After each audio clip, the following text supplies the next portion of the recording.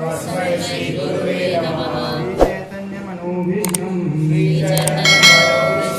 स्थापितं येन भूतले स्वयं रूपाकरामयं ददाति स्वपदान्तिकं वन्देऽहं वन्देऽहं श्रीगुरु श्रीयुतापदकमलं श्रीगुरुं वैष्णवांश्च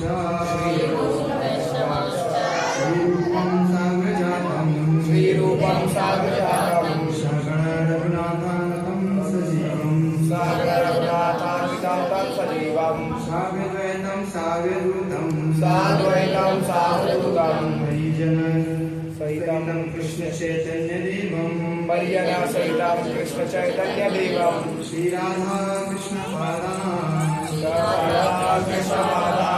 सकलवृन्दा श्री विशाखान्वितांश्च नमो विष्णुपादाय नमो विष्णुपादाय कृष्णपृष्ठाय भूतले कृष्णपृष्ठाय भूतले श्रीमते भक्ति वेदांत स्वामिनिति नामिने नमस्ते सारस्वते देवे नमस्ते सारस्वते देवे गौरवाणी प्रचारिणे गौरवाणी प्रचारिणे निर्विशेषा शून्यवादी शून्यवादी पाश्चात्य देश तारिणे पाश्चात्य देश तारिणे हे कृष्ण करुणा सिंधु हे कृष्ण करुणा सिंधु दीनबंधु जगत्पते दीनबंधु जगत्पते गोपेश गोपिका कांता गोपेश गोपिका कांत राधा कांता नमस्तुते राधा कांत नमस्तुते कांचन गौरांगी तप्त कांचन गौरांगी राधे वृंदावनेश्वरी राधे वृंदावनेश्वरी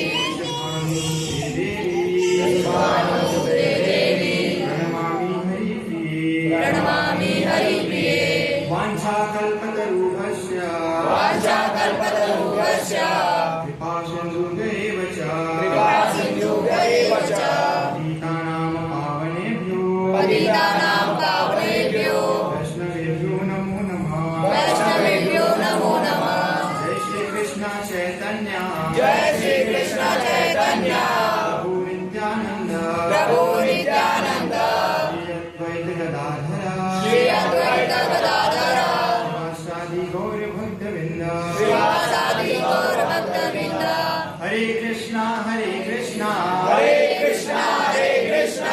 कृष्णा कृष्णा हरे हरे कृष्णा कृष्णा हरे हरे हरे राम हरे राम हरे राम राम राम हरे हरे राम राम हरे हरे हरे कृष्णा हरे कृष्णा टॉपिक रहेगा सामने के श्लोक नंबर 3 पे हम लोग डिस्कशन करेंगे, जो कि आज के प्रोग्राम का जो टॉपिक है उससे थोड़ा वहाँ रिलेटेड है। तो साथ ही साथ ये हम लोग को जो सम्मिलित है वो जो हमारी परंपरा के श्री गोस्वामी द्वारा दिया गया है, और जो भी वैष्णव भक्त होते हैं उन्हें विशेष रूप से रूपानुगा मतलब जो रूप गोस्वामी के फॉलोअर्स माना जाता है। तो श्री गोस्वामी के द्वारा विशेष रूप से रूप गोस्वामी द्वारा प्रदत्त एक अनुपम उपहार है जो वैष्णव परंपरा जो कृष्ण भावना भावित संघ से जुड़े हुए हैं उनके लिए, जिसे हम लोग श्री उपदेशामृत के नाम से जानते हैं। तो उसके श्लोक नंबर 3 पे हम लोग चर्चा करेंगे, जिसका विशेष रूप से यह महत्व रहेगा कि किसी भी कार्य के जिस प्रकार हमें कुछ चीजों की आवश्यकता होती है, जैसे विशेष रूप से उत्साह की, धैर्य की, निश्चय की, उसी प्रकार अगर भक्ति में हम लोग आगे बढ़ना चाह रहे हैं तो ये हमें किस प्रकार सहायता करती है, तो उस पर रहेगा। तो मैं श्लोक को आता हूँ, मैं श्लोक बोलता हूँ, प्रिपेयर हो रहेगा। उत्साह निश्चया धैर्य तत्तत् कर्म प्रवर्तना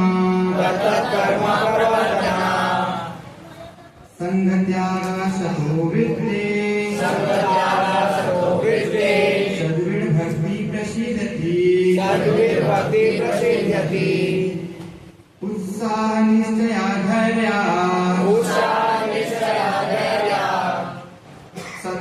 सत्कर्म प्रवर्तनात् संगत्यागात् सतो वृत्ते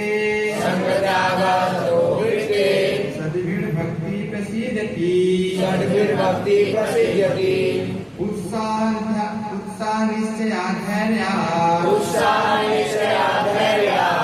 तत्कर्म प्रवर्तनात् संगत्यागात् सतो वृत्ते सद्भिर्भक्ति।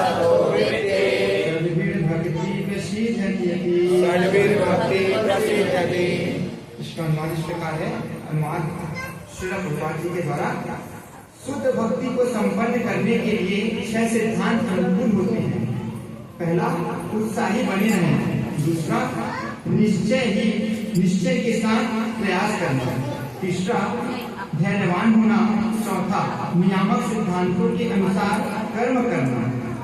यथा श्रवणम कीर्तनम विष्णु स्मरणम, भगवान श्री कृष्ण का श्रवण कीर्तन स्मरण करना। अब भक्तों की संगति छोड़ देना। तथा छठवां है पूर्ववर्ती आचार्यों के चरण चिन्हों पर चलना। ये 6 सिद्धांत निसंदेह शुद्ध भक्ति की पूर्ण सफलता के प्रति आश्वस्त करते हैं।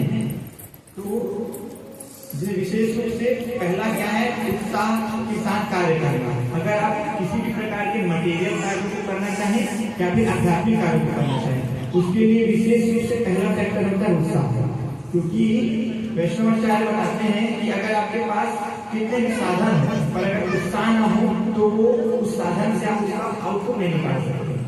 तो जैसे किसी के पास उदाहरण दिया जाता है कि किचन में आपके पास पर्याप्त वस्तुएं हैं, राशन की सामग्री है, जो भी चीजें रिक्वायर्ड वो सब चीजें, पर अगर आपके अंदर उत्साह नहीं है कुकिंग करने के लिए तो आप उसका उपयोग नहीं कर सकते। मतलब जो जिस चीज के लिए वो चीजें हैं, मतलब राशन सामग्री है जो भोजन पकाने के लिए, उससे आप भोजन नहीं बना सकते।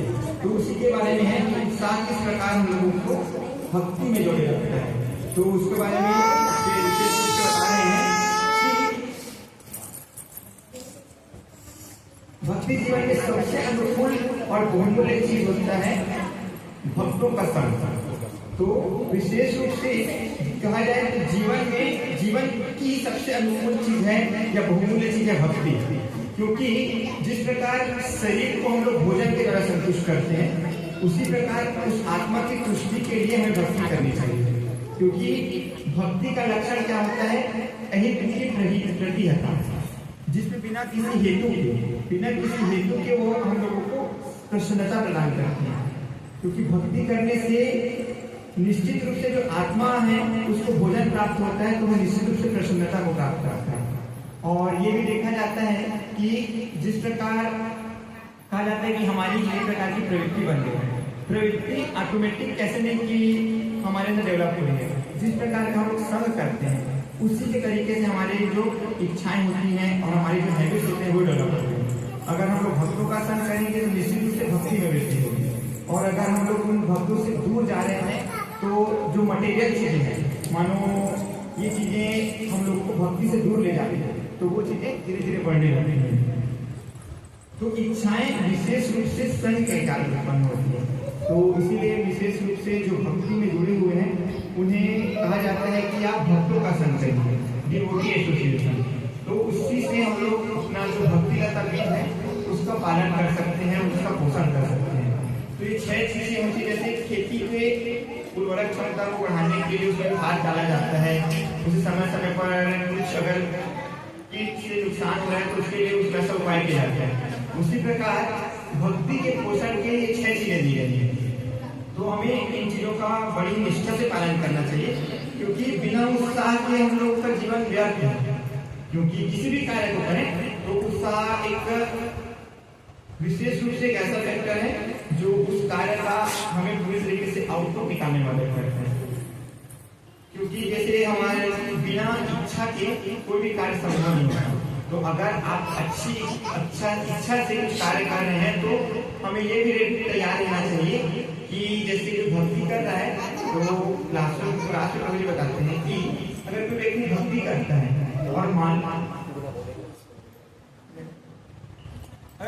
भक्ति करता है तो निश्चित रूप से उसको स्टार्टिंग टाइम में बहुत सारी परेशानियां होती हैं। अगर वो माला कर रहा है तो उसका माला में मन नहीं लगता है। तो ये कहा जाता है कि भगवान हमें टेस्ट करते हैं और हमें एक टेस्टिंग जोन में डाल देते हैं कि अभी मैं मानो किसी व्यक्ति का 10 वर्षों तक उसको किसी प्रकार का शारीरिक मानसिक कुछ दिक्कतें आने वाली हैं, तो भगवान की जब भक्ति करता है तो भगवान की कृपावश उसे वो 10 साल का जो कष्ट उनको मिलने वाला था 10 सालों तक, उसे भगवान 1 साल में देते हैं, ताकि ये व्यक्ति अब मेरी भक्ति करने लगा है और इसके सारे कष्टों को मैं ले लेता हूँ।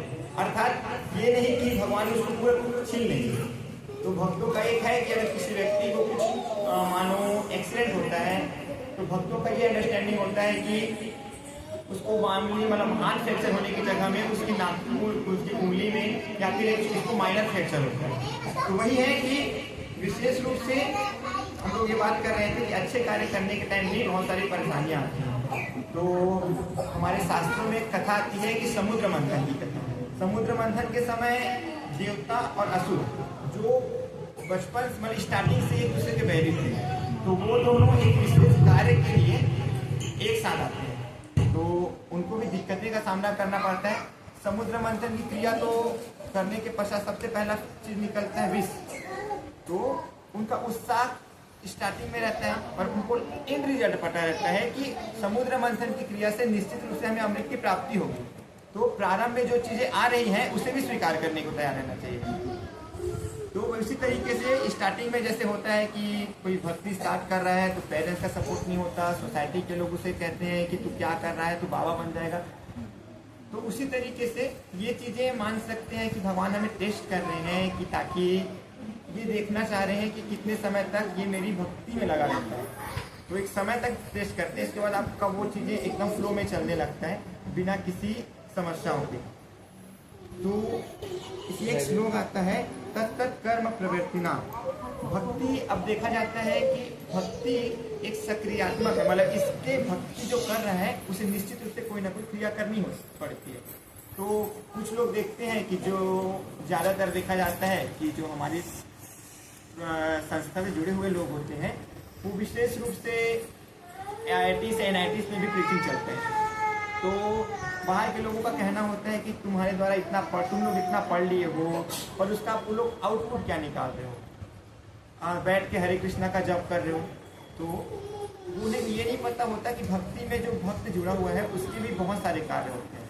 तो भक्त बाहर के लोगों को भौतिकता में जो फंसे हैं उन्हें चैलेंज भी करता है कि तुम एक दिन मेरा जो दिनचर्या है उसको फॉलो करके दो। हम लोग दूर से देखते हैं कि भक्त लोग आते हैं या फिर वो मन टेम्पल्स में रहते हैं, पर देखा जाए तो उनकी एक्टिविटीज सुबह 3 बजे से स्टार्ट हो जाती है। सुबह उठना, मंगल आरती अटेंड करना, बाकी जो भी चीज़ें हैं क्लास करना, क्लास देना, प्रचार करना, बुक डिस्ट्रीब्यूशन करना। कुछ भक्त कुछ चीज़ों के इंचार्ज होते हैं, उसके अकॉर्डिंग वो काम करते हैं। और विशेष रूप से ये भी रहता है कि दोपहर में आदमी सोचता है कि रेस्ट मिलता हो, रेस्ट नहीं, क्योंकि जो भक्त होते हैं वो आराम को हराम की दृष्टि से देखते हैं। इन द सेंस कि क्यों मैं उस टाइम मैं क्यों सोऊं, क्यों उस टाइम मैं कृष्ण की प्रसन्नता के लिए कार्य करता हूं। तो वही है कि भक्तों का एक दिन हम लोग अगर कोई जैसे बाहर के लोग हैं वो उस चीज़ों को अगर फॉलो करना चाहें तो वो उस चीज़ों को इजीली फॉलो नहीं कर सकते। और सेकेंड चीज़ें आती हैं कि देखा जाता है कि अनुशीलन।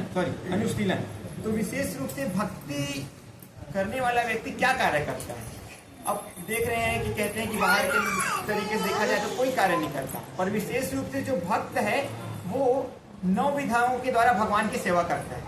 अनुशीलन मतलब कृष्ण की प्रसन्नता के लिए कार्य करना। तो 9 विधा इस प्रकार है: श्रवण, कीर्तन, स्मरण, वंदन, विष्णुपाद सेवनम, अर्चनम, फिर दास्यम, साख्यम और आत्मनिवेदन। तो इन 9 विधाओं से व्यक्ति भगवान की सेवा करता है और भगवान की भक्ति करता है। तो विशेष रूप से जैसे देखा जाए तो डीटी ड्रेसिंग करना, जो टेम्पल्स में रहते हैं, जो टेम्पल गए हैं तो वो जानते हैं कि भगवान का श्रृंगार, भगवान की पूजा करना, तुलसी पूजा, मंगल आरती, गुरु पूजा, ये ऐसे प्रोसेस बनाए गए हैं ताकि कोई व्यक्ति अगर नया आ रहा है और इन चीज़ों को अगर पालन भी करता है तो धीरे धीरे वो उस सत्व को, जो मोड ऑफ गुडनेस का स्टेज है उसे पा सकें। फिर हम लोग ये चीज़ें कर्मणा अधिकारास्तु, हमारा अधिकार केवल कर्म करने में है। तो ये भी कहा जाता है कि हर व्यक्ति जरूर कर्म जरूर करता है। अगर वो कृष्ण के लिए करता है तो सेवा होती है, और अगर वो मटेरियल चीज़ों के लिए कर रहा है तो मतलब एक होता है कि कृष्णदास या मायादास। तो जो भक्त होता है वो अपने आप को पूर्ण रूप से कृष्णदास के रूप में अपने आप को तैयार करता है, कृष्ण से रिलेटेड सेवा करता है। और जो बाकी चीज़ें हम लोग देख रहे हैं, जो चीज़ों को मतलब कृष्ण भावना आंदोलित, कृष्ण भावनामृत आंदोलन से अगर नहीं जुड़ रहे हैं तो निश्चित रूप से वो माया का दास है। और यहाँ पे भगवान 4 चीज़ों के लिए बताते हैं, मन मनाभो मद भक्तो मध्याजीमा नमस्कुरु। तो ये 4 मतलब इन चीज़ों के द्वारा भगवान उपदेश दे रहे हैं कि क्या क्या करनी चाहिए। तो यहाँ पे भगवद गीता का श्लोक प्रभुपाद जी ने कोट किया है, उसका मैं ट्रांसलेशन तो नहीं 924 का 1865 का उसका नहीं है, वो तो एक 1865 वाला वो है ऊपर।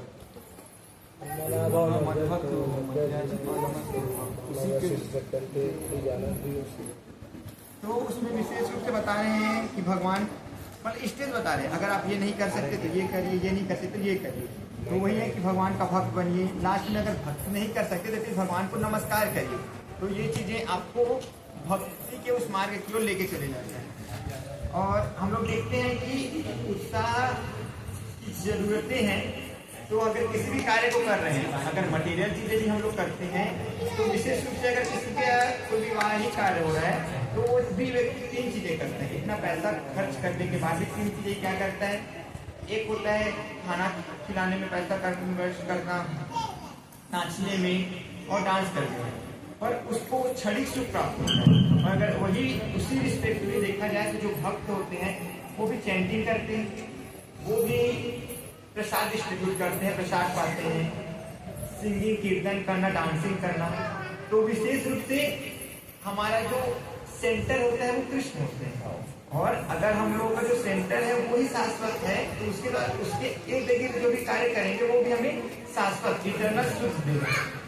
तो वही है, भक्त भगवान कृष्ण की प्रसन्नता के लिए कार्य करता है तो उसको जो मिलने वाला जो सुख होता है वो परमानेंट होता है।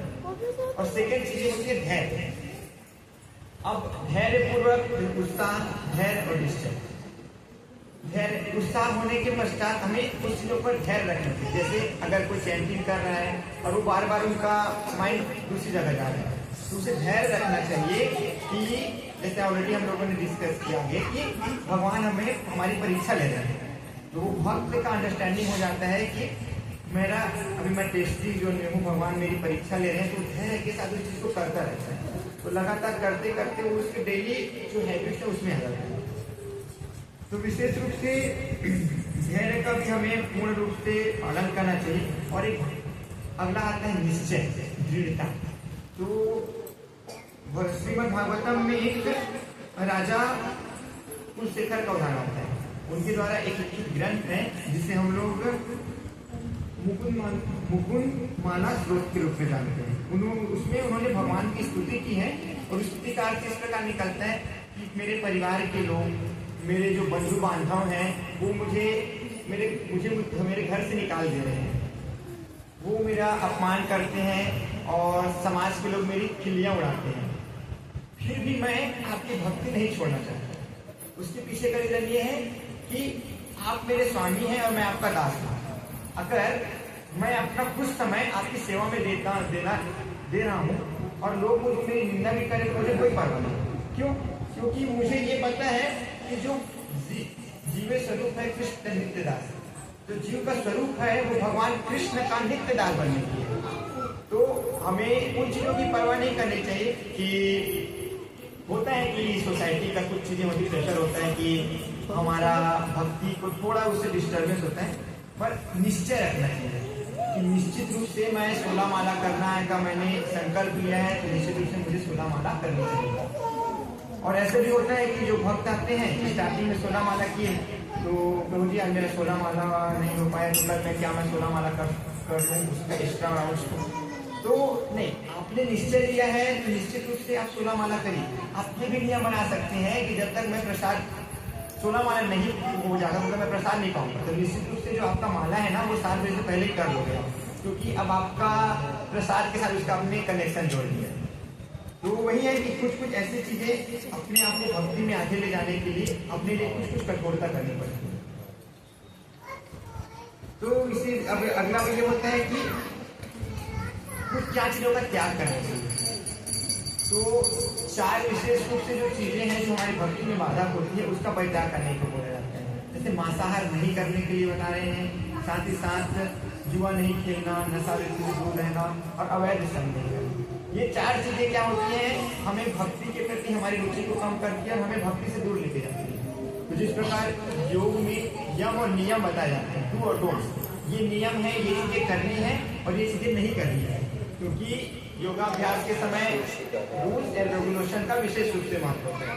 उसी प्रकार भक्ति एक भक्ति योग के नाम से जानते हैं, तो उसमें भी ये 4 चीजें नहीं करने के बारे में बताया जाता है। मांसाहार नहीं करना है, नशा वृत्ति को त्यागना चाहिए और इंटॉक्सिकेशन हो गया, फिर गैम्बलिंग जुआ नहीं खेलना चाहिए, अवैध संग नहीं करना चाहिए। और विशेष रूप से 4 चीजों को करने की सलाह दी जाती है। उत्साह के साथ आपको भक्ति में लगे रहना चाहिए, धैर्य का पालन करना चाहिए, पूरे निष्ठा के साथ कार्य करना चाहिए कि मुझे ये चीजें करनी है, या फिर मुझे एक पेज भगवत गीता का पढ़ना है या एक श्लोक पढ़ना है तो रोज पढ़ना है, चाहे कैसा भी, क्योंकि मैंने अपने लिए एक नियम बनाया है ताकि मैं अपनी भक्ति में वृद्धि कर पाऊँ। और 9 विधा जो भक्ति है उसमें से जो भक्त होते हैं वो डायरेक्टली बहुत सारी चीजों को पालन करें, श्रवण करना, लेक्चर सुनना, कीर्तन में भाग लेना, भगवान का पर्सनल सेवा करना, उनको प्रेयर करना। तो इन चीजों को हम लोगों को अच्छी तरीके से ध्यान में रखना चाहिए कि डू एंड डोंट्स, क्योंकि अगर हम लोग डोंट्स की ओर जाएंगे, क्या चीजें नहीं करनी है, तो निश्चित रूप से हमारा भक्ति के प्रति रुचि कम होकर हमारा फॉल डाउन हो जाएगा, हम जिस स्टेज में है उससे नीचे गिर जाएंगे। तो ये चीजें हैं और साथ ही साथ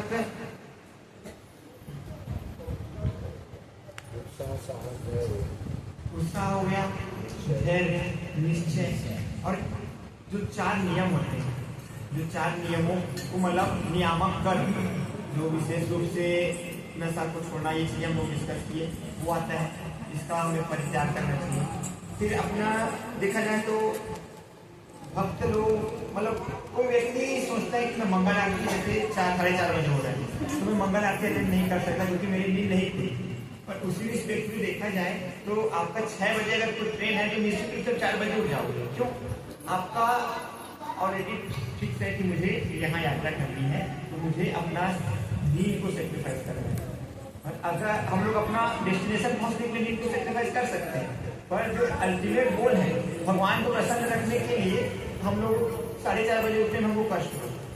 तो कृष्ण की प्रसन्नता के लिए अगर हम लोग अपने आप को आचरणों को ऐसा ढालें कि भगवान को कैसे सेटिस्फाई करें, तो उस दृष्टि से देखें तो नींद भी ऑटोमेटिक आप लोग सेक्रीफाइस कर सकते हैं। आपको समय मिलता है तो आप दोपहर में सो जाइए, पर मंगल आरती है, जो एक्टिविटीज है उसको अटेंड करना चाहिए। तो अब भक्तों का अगला पॉइंट आता है कि अब भक्तों का संग त्यागना। तो अब भक्तों का संग क्या त्याग सकते हैं हम, मतलब जो भगवान की से रिलेटेड बातें नहीं करते, जो चीजें जो लोग हमें धार्मिक कार्यों से रोकते हैं या कृष्ण भावना भाविक कार्यों से रोकते हैं, वो अभक्त की श्रेणी में है। तो हमें ये भी छांटना नहीं चाहिए कि कौन अभक्त है।